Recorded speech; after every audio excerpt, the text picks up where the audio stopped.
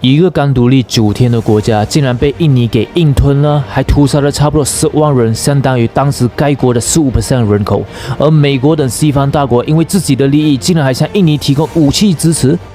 1974年4月25日，对东帝汶统治长达270多年的葡萄牙国内发生了政变，新上台的政府宣布实行非殖民政策，放弃所有海外殖民地。此后，各个殖民地纷纷脱离葡萄牙的统治，宣告独立。而此时，东帝汶内部也有声音要支持独立。然而，印尼自夺得西帝汶的主权后，就开始觊觎东帝汶的主权了。但碍于葡萄牙当时对东帝汶的统治，所以他就把这份野心藏在心里了。现在既然你都说不要了，那就轮到我要了呗。就像你一样，你也是在等着别人的女朋友分手，然后换你上，对吧？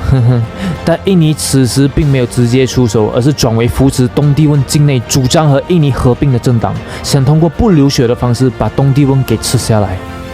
当时东帝汶内部主要分为3派人，一派是原葡萄牙时期的统治阶层，这帮人主张紧跟葡萄牙，就有葡萄吃，维持自己的统治利益；另一派人则是印尼扶持的势力，他们主张按照印尼的意思放弃独立和紧跟葡萄牙，转而并入大印尼帝国；而最后一派则是坚持独立，认为跟着别人混永远不会比自己自治更加自由、更有前途。看到这边，东马来西亚人或许很有感触，于是3派之间的争论很快演变成内战。1975年11月28日，革命党占了上风，率先宣布东帝汶独立，并立刻得到中国、苏联、古巴等共产阵营的承认。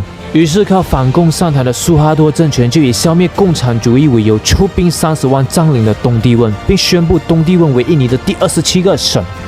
而此事背后其实是得到美国、澳大利亚等西方阵营的支持，澳洲也是唯一一个做出承认东帝汶属于印尼领土的国家。而澳洲这个动作得到的回报是和印尼签署了东帝汶海共同开发协议。哈哈，你看，如果没有好处的话，澳洲哪里会干？而那个时代是属于美苏冷战时代，两方都在世界范围内抢夺地盘，输出自己的政治体制。而西方那个时候就认定这个东帝汶将倒向苏联，这样在南太平洋区域就有苏联的势力，进而影响周边的区域。也就是说，它会软红这个地方。因为此时资本主义在越南战场已经输了，所以在南太平洋不能让苏联再有任何的机会做大，所以西方暗中支持印尼的行动。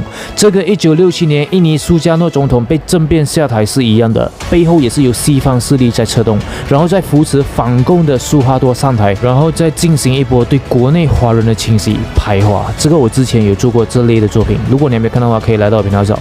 让原本亲苏联和中国的印尼转向亲近美国等西方资本阵营，因为最高领导人已经换人了，所以整个国家的对外政策和主张也会发生改变。这只是其中一个案例，西方时常在世界范围内，尤其是那些不听他话的国家搞政变，然后扶持亲西方政府上台。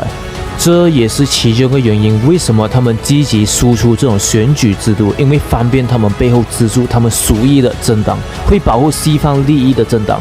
一场大选或公投的背后打的都是银票，其中宣传公司和基层动员就要花很多钱了的，但怎样都比通过一场武力来推翻一个政权来的便宜，而且还是秘密进行的，不会留下骂名，除非被揭发。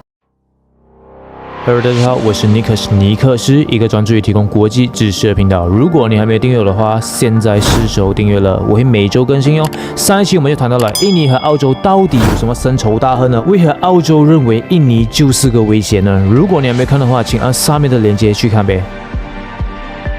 1975年4月30日，随着长风行动落下帷幕，越南战争以及越南共和国灭亡而结束。同年，柬埔寨和老挝也建立了社会主义政权。为了在东南亚与社会主义势力抗衡，一个坚决反共的印度尼西亚对美国来说变得尤其重要。有鉴于此，美国必须寻求与印尼建立更好的关系，这样就让东帝汶事务对美国而言显得不太重要。美国同样想维持其潜舰穿越印尼深水通道的通行权，借由此水道，美军的潜舰可以在太平洋和印度洋之间穿梭自由而不被侦测。美国政府其实在印度尼西亚入侵东帝汶之前的1年就知道了，但他们认为该领土是微不足道的，印度尼西亚将其纳入是不可避免的结果。国家安全委员会工作人员 Smicer 向美国时任国务卿基辛格推荐了保持沉默的总体政策，称我们在印度尼西亚有相当大的利益，而在东帝汶则没有。在印尼入侵前夕，福特总统和国务卿基辛格会见了印尼总统苏哈托。根据解密文件，美国认可了印尼的侵略行为。苏哈托说：“我们必须要在东帝汶采取猛烈的军事行动，希望你们美方能够理解。”福特则说：“我们会理解你们的，我们不会在这个问题上向你们施压。我们深知问题所在以及你们的意图。”基辛格也表示赞同。尽管与此同时，基辛格和福特也希望控制国内对入侵的反应。毕竟，印尼入侵时使用的是美国的装备，若被曝光，一定会产生不良的影响。美国也希望侵略行动尽可能的迅速而彻底，不会导致后续的长期抗争。基辛格还对苏哈托说：“无论你们采取何种手段，尽快取得成功是最重要的。”在印尼入侵行动已经接下来的占领过程中，美国向印度尼西亚提供了武器的支持。侵略行动发生了1周后，美国国家安全委员会出台详细分析报告，称发现了印尼使用装备绝大多数是美国提供的。然而，美国还是继续向印尼提供军事援助。事实上，其规模已经超过了美国国务院的计划。在此基础上，美国国会还另外追加了援助，几乎达到以前的2倍。1975年至1995年间，美国一共向印尼提供了超过11亿美元的军事装备。美国的军事援助一直持续到老布希和克林顿时代，直到1999年才停止。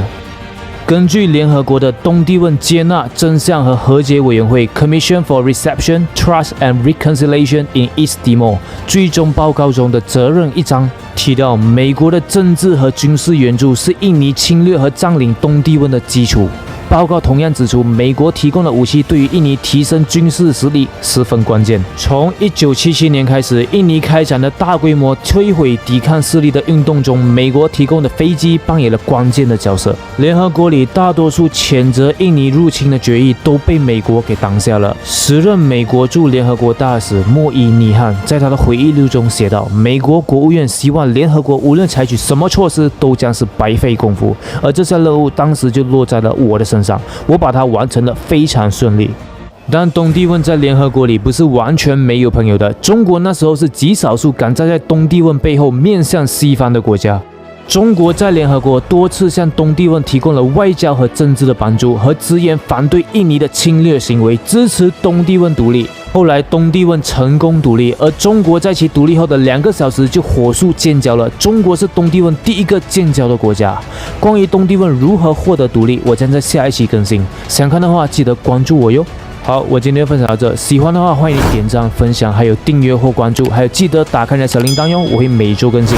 如果你有任何意见的话，欢迎在下方留言，让我们一起交流吧。如果你想看印尼到底做了什么，激怒印联邦出兵教训，可以来到我频道看上一期的作品。好，我是尼克斯，一个专注于提供国际知识的频道。我们下期见，拜拜，记得订阅哦。